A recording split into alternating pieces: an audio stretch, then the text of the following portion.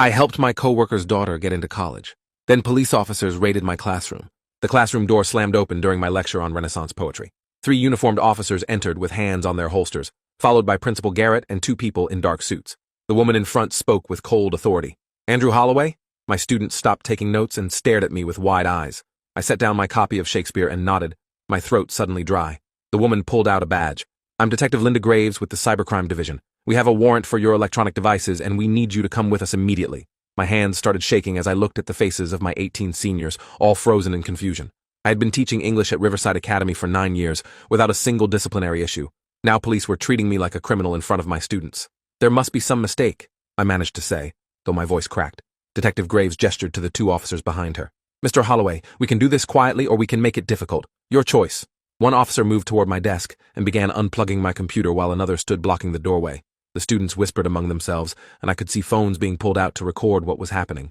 My career was being destroyed in real time. Principal Garrett stepped forward with his hands clasped nervously. "Andrew, please cooperate with the officers. We'll sort this out at the station." He wouldn't meet my eyes, which told me he already believed whatever they had accused me of. I held up my hands in surrender and stepped away from my desk. "Can someone at least tell me what this is about?" Detective Graves opened a folder and pulled out several printed screenshots. "We have evidence that you've been engaging in financial fraud, identity theft, and conspiracy to commit wire fraud involving college admissions. You used your position of trust to exploit students and their families for personal gain." The accusation hit me like a physical blow. Financial fraud? Identity theft?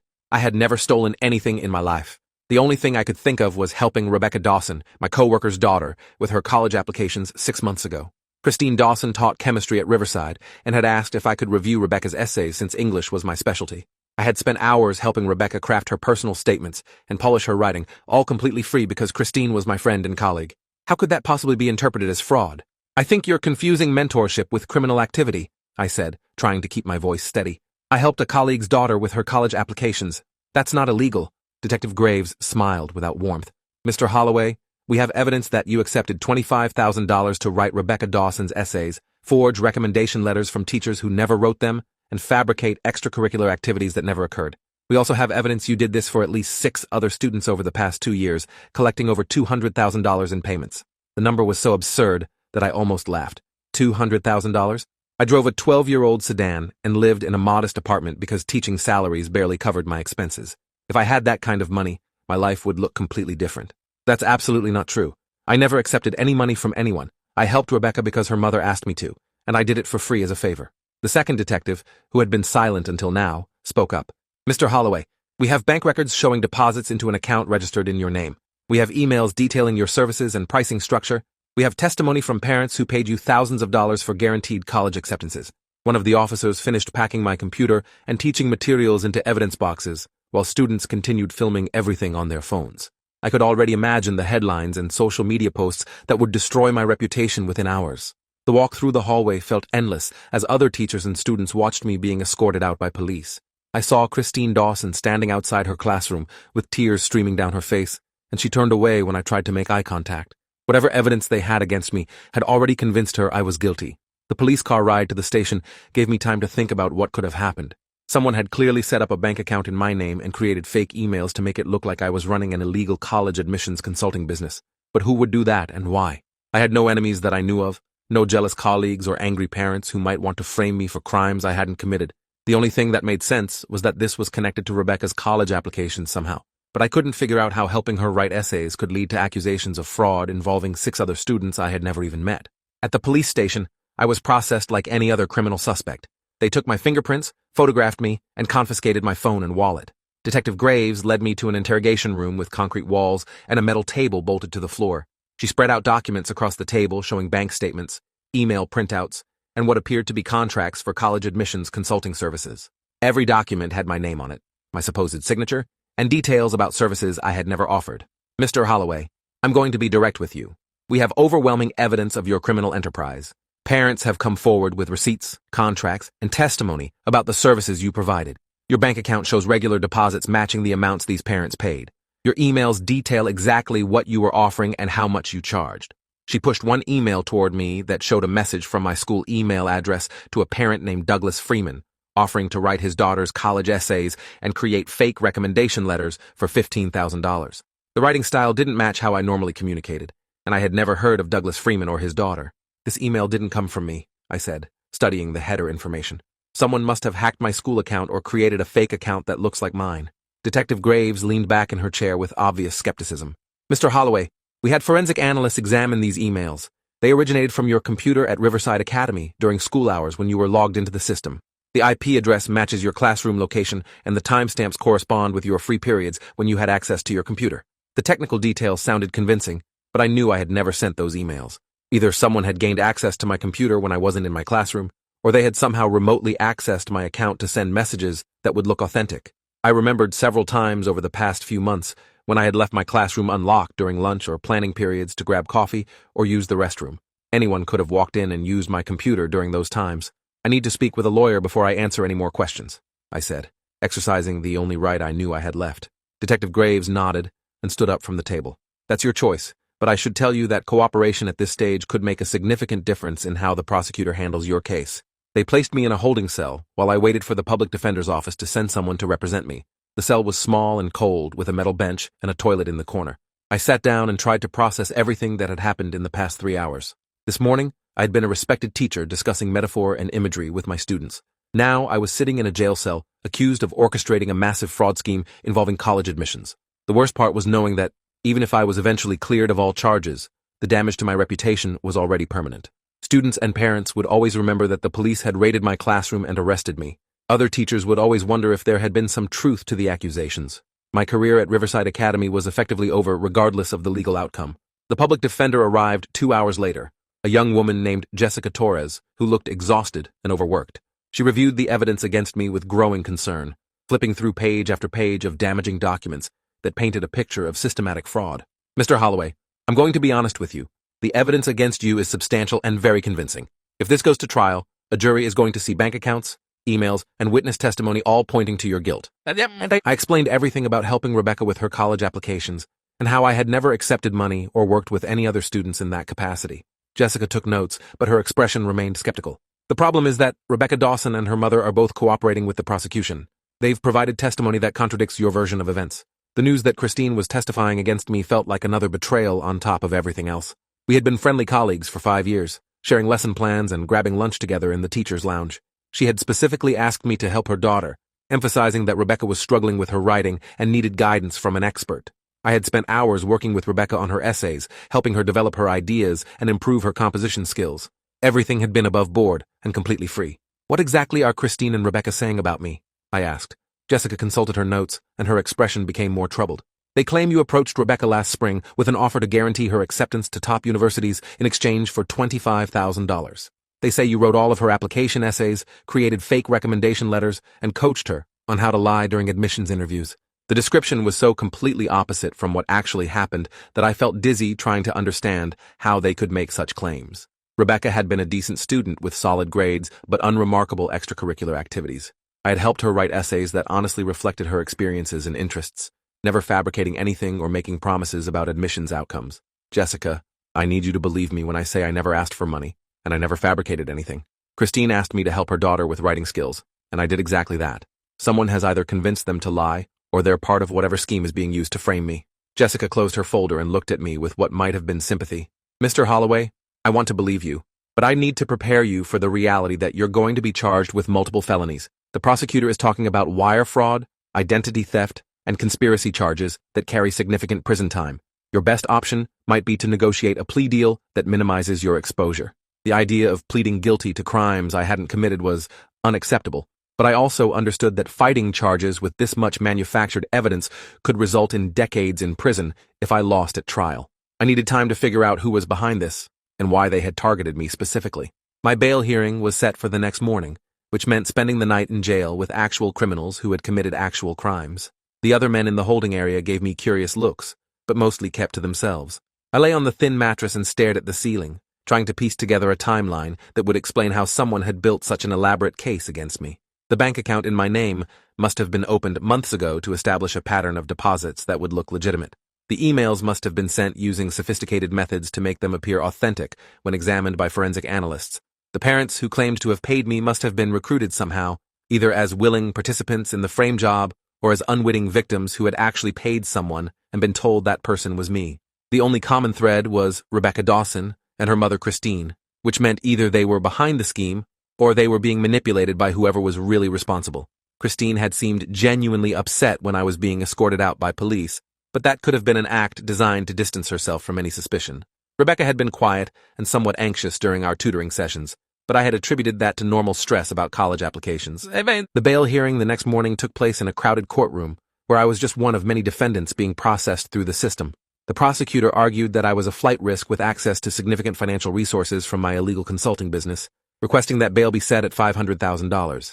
My public defender argued that I had no criminal record, strong ties to the community, and limited financial means that made flight unlikely. The judge set bail at $100,000, which might as well have been $1 million given my actual financial situation. I was returned to jail while Jessica worked on finding a bail bondsman who might be willing to work with me. By evening, she had arranged for a bond that required $10,000 in cash and my car as collateral. I called my older brother David, who lived 2 hours away, and explained the situation. He sounded shocked and angry, but agreed to wire the money so I could be released. Walking out of jail after 36 hours in custody felt surreal, like I was leaving one nightmare and entering a slightly different version of the same nightmare. Jessica met me outside with more bad news about the case against me. Andrew, the prosecutor has added 3 more victims who claim you defrauded them. They're also charging you with money laundering because the bank account in your name shows transfers to offshore accounts. The charges were escalating faster than I could process them. Money laundering implied organized criminal activity far beyond what I could have accomplished alone, even if I had actually committed the crimes they were accusing me of. Someone was building a case that would put me in prison for the rest of my life. Jessica, I need to investigate this myself because waiting for the legal system to figure out the truth could take years. Can you get me copies of all the evidence they have against me? She hesitated before responding. Andrew, I strongly advise against conducting your own investigation. You could compromise the case or violate your bail conditions. Let me hire a private investigator who knows how to gather evidence legally. I agreed to let her handle the investigation, but I also knew I needed to start asking questions on my own. The first person I needed to talk to was Christine Dawson, even though she was cooperating with the prosecution against me. If she was being manipulated or coerced, I might be able to convince her to tell the truth about what really happened with Rebecca's college applications. I drove to Christine's house that evening, knowing that any contact with witnesses could get me in trouble, but feeling like I had no other choice. Her house was a modest 2-story home in a quiet neighborhood with Rebecca's car parked in the driveway. Christine opened the door, and her expression shifted from surprise to fear when she saw me standing on her porch. Andrew, you can't be here. My lawyer said you're not allowed to contact me or Rebecca. I held up my hands to show I meant no threat. Christine, I just need 5 minutes to understand what happened. We've been colleagues for 5 years, and you know I would never do the things they're accusing me of. Please just tell me why you and Rebecca are saying I asked for money when you know that's not true. She glanced over her shoulder nervously before stepping outside and closing the door behind her. When she spoke, her voice was barely above a whisper. Andrew, I wanted to tell the truth, but they said if I didn't cooperate, Rebecca would be charged as an accessory to your fraud scheme. They threatened to prosecute her and revoke her college acceptance unless we testified that you approached us with the offer to help her cheat the admissions process. The revelation that Christine and Rebecca were being coerced explained their testimony, but created new questions about who was threatening them and why. Who told you this? Was it the police or the prosecutor? Christine shook her head, tears forming in her eyes. It was a woman named Victoria Lang. She said she was an investigator for the State Education Board looking into college admissions fraud. The name Victoria Lang meant nothing to me, but the fact that someone claiming to be a state investigator was threatening witnesses suggested corruption at a level I hadn't considered. Christine, did Victoria Lang show you any credentials or identification? Christine wiped her eyes and nodded. She had a badge and business cards from the Department of Education. She seemed completely legitimate. I pulled out my phone and did a quick search for Victoria Lang and the State Education Board. There was no one by that name listed on the department's website or in any public records I could find. Christine, I think Victoria Lang is part of whoever is framing me. She's not a real investigator, and she has no authority to threaten you or Rebecca. You need to tell your lawyer about this immediately. Christine's expression shifted from fear to confusion, and then to anger as she realized she had been manipulated. Andrew, I'm so sorry. She was so convincing, and I was terrified of Rebecca getting in trouble. But if Victoria Lang isn't real, then who is she? And why would she want to frame you? That was the question I had been asking myself since the police raided my classroom. I had no enemies with the resources to orchestrate something this elaborate, no jilted lovers or angry parents who might want revenge. The only thing that made sense was that I was being used as a scapegoat for someone else's crimes, but I couldn't figure out whose or why they had chosen me specifically. I left Christine's house with more information, but no clear answers about who Victoria Lang was or how to prove she had coerced witnesses into lying. Jessica had warned me about conducting my own investigation, but I couldn't sit around waiting for the legal system to slowly work through evidence while my reputation and freedom were being destroyed. I needed to find Victoria Lang and figure out what her real agenda was. The next morning, I went to Riverside Academy to clean out my classroom, having been officially terminated by the school board pending the outcome of my criminal case. Principal Garrett met me at the entrance with a security guard to supervise my removal of personal belongings. The hallways were empty since classes were in session, but I could see students and teachers looking out their classroom windows as I walked past. My classroom looked the same as it had before the raid, except my computer and teaching materials were gone, and there was yellow police tape across the doorway. I packed books, photos, and personal items into boxes while the security guard watched my every movement. On my desk, I found a handwritten note that had been slipped under some papers. The note was unsigned, but the message was clear. Stop investigating or Rebecca pays the price. The threat confirmed what I had suspected about Victoria Lang and whoever was behind the frame job. They were watching me and willing to hurt innocent people to protect their scheme. I took a photo of the note with my phone before the security guard could see it, then continued packing my belongings. As I was carrying boxes to my car, I noticed someone watching me from across the parking lot. It was a woman in her 40s with dark hair and professional attire, standing next to a black sedan. When she saw me looking at her, she got into her car and drove away quickly. I tried to see the license plate, but she was too far away and moving too fast. That evening, I met with Jessica at her office to show her the threatening note and tell her about Christine's revelation regarding Victoria Lang. Jessica examined the note with concern, but also frustration. Andrew, this note could be evidence, but it could also make you look like you're harassing witnesses. And your visit to Christine's house violated the conditions of your bail that prohibit contact with anyone involved in the case. I understood her concerns, but I also knew that playing by the rules wasn't going to save me when the other side was clearly willing to break every rule to ensure my conviction. Jessica, someone is threatening to hurt Rebecca if I keep investigating. That means we're getting close to something they want to keep hidden. We need to find Victoria Lang and prove she coerced the witnesses into lying.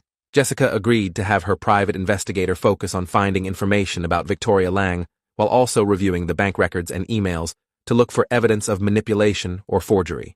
In the meantime, I was supposed to stay away from anyone connected to the case and avoid doing anything that might jeopardize my defense. I tried to follow her instructions, but I couldn't stop thinking about the woman I had seen watching me in the parking lot at Riverside Academy. She had seemed familiar somehow, though I couldn't place where I might have seen her before. 2 days later, Jessica called me with urgent news. Her private investigator had discovered that the bank account registered in my name had been opened using a forged driver's license and falsified documents. The person who opened the account had used my personal information, but had never appeared in person at the bank, completing everything through online applications and document uploads. More importantly, the investigator had traced the IP addresses used to send the fraudulent emails from my account and found that they originated from a location 30 miles away from Riverside Academy, not from my classroom computer as the police had claimed. Andrew, this is exactly what we need to prove someone was impersonating you. The forensic evidence the police relied on was either wrong or deliberately falsified. The revelation that the police evidence might have been falsified raised disturbing questions about who had the technical capability and law enforcement connections to manipulate an investigation at that level. Jessica's investigator continued digging and discovered that the woman claiming to be Victoria Lang from the State Education Board was actually Victoria Langford, a former college admissions consultant who had been fired from her position 3 years earlier for accepting bribes from wealthy parents. Victoria had been operating an illegal college admissions consulting business where she charged parents enormous sums to guarantee their children's acceptance to prestigious universities through fraudulent applications and fake credentials. When several of her clients had been caught and prosecuted in a nationwide admissions scandal, Victoria had disappeared to avoid her own prosecution. The investigator believed Victoria had resurfaced with a new scheme where she framed innocent teachers for the crimes she was actually committing, using them as scapegoats while she continued her illegal business under different names and identities. I had been selected as her latest victim, possibly because Christine Dawson had mentioned to someone that I had helped Rebecca with her college applications, making me a convenient target who already had a documented connection to the admissions process. Jessica filed an emergency motion to dismiss the charges based on the new evidence of fraud and witness coercion. The prosecutor's office opposed the motion, arguing that Victoria Langford's criminal history didn't prove she was involved in my case, and that the evidence against me was still substantial enough to proceed to trial. The judge scheduled a hearing for the following week to review the new evidence and hear arguments from both sides. During that week, I received another threatening message, this time sent to my phone from an unknown number. The message included a photo of Rebecca walking to her car after school with a caption that read, "Drop the investigation or she disappears." I immediately called Jessica and forwarded her the threatening message. She contacted the police to report the threat, but they were skeptical about whether it was genuine or something I had created myself to support my defense. The prosecutor suggested I might have sent the message to my own phone as part of an elaborate scheme to avoid prosecution. The accusations that I was threatening myself would have been laughable if the situation wasn't so serious. I was fighting for my freedom while someone with significant resources was working to ensure my conviction for crimes I hadn't committed. The hearing finally took place in a packed courtroom with reporters and cameras covering what had become a high-profile case about college admissions fraud. Jessica presented evidence about Victoria Langford's criminal history, the forged bank account documents, the falsified IP address information, and Christine Dawson's testimony about being coerced into lying. The prosecutor argued that Jessica was engaging in conspiracy theories to distract from the overwhelming evidence of my guilt. The judge listened to both sides before announcing his decision. Based on the new evidence presented by the defense, I'm ordering the prosecution to conduct a thorough investigation into Victoria Langford's possible involvement in this case. However, I'm not dismissing the charges against Mr. Holloway at this time. The trial will proceed as scheduled, but the defense will be permitted to present evidence about Victoria Langford's activities. The ruling was a partial victory, but it meant I would still face trial and possible conviction unless we could find Victoria Langford and prove she had orchestrated the entire frame job. Jessica's investigator intensified his search for Victoria, tracking her movements through financial records and surveillance footage from locations where the fraudulent parents claimed to have met with me. He discovered that Victoria had been using multiple aliases and fake identities to operate her consulting business across 3 different states. In each location, she had framed a different teacher or counselor for her crimes before disappearing and setting up operations somewhere new. The pattern was consistent and disturbing.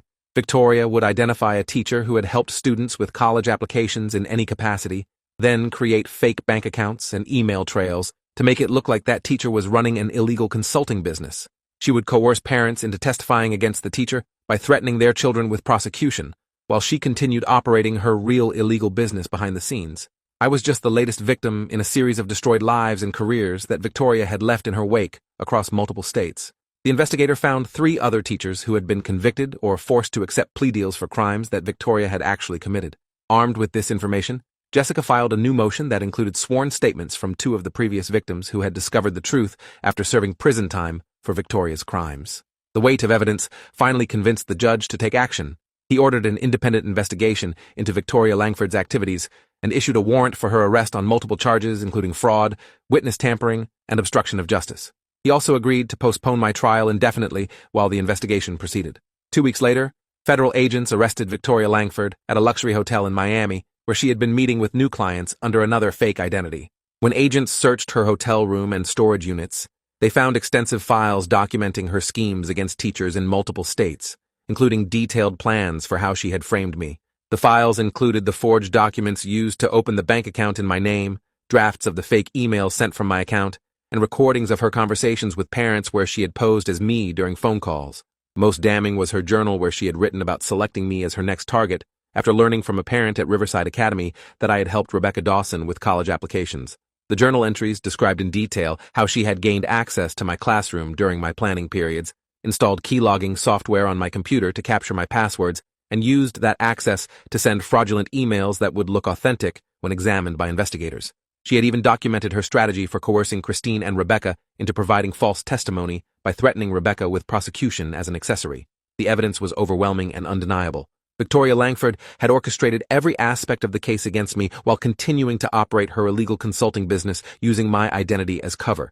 The prosecutor filed a motion to dismiss all charges against me with an apology for the prosecution's failure to investigate Victoria's involvement earlier in the process. The judge formally dismissed every charge and expunged my arrest record, acknowledging that I had been the victim of an elaborate criminal scheme. Victoria Langford was charged with dozens of federal crimes and faced multiple trials in different jurisdictions for her activities across several states. The case received national media attention as journalists exposed the full scope of Victoria's operations and the lives she had destroyed while building her illegal empire. Riverside Academy offered to reinstate me with back pay and a public apology from the school board, but I declined. The damage to my reputation in that community was irreparable, and I couldn't face the students and parents who had witnessed my arrest and believed I was guilty. Instead, I accepted a teaching position at a private school in another state where I could start fresh without the shadow of false accusations following me. Christine Dawson sent me a lengthy apology letter explaining how Victoria had manipulated her and Rebecca and expressing her deep regret for not being stronger and standing up for the truth. Rebecca got into college on her own merits, and her mother made sure everyone knew that I had helped her honestly without any fraud or deception. 3 years later, Victoria Langford was sentenced to 45 years in federal prison after being convicted on multiple counts of fraud, identity theft, witness tampering, and conspiracy. The judge called her crimes particularly heinous because she had destroyed innocent teachers' careers while enriching herself and endangering students. I rebuilt my teaching career slowly, focusing on the students who needed guidance while being more cautious about how I helped with college applications. Every time I write a recommendation letter, I think about how easily trust can be weaponized and how fragile reputation truly is in an age where guilt is assumed before innocence can be proven. Thanks for watching till the end. Make sure to subscribe and like to not miss the next story.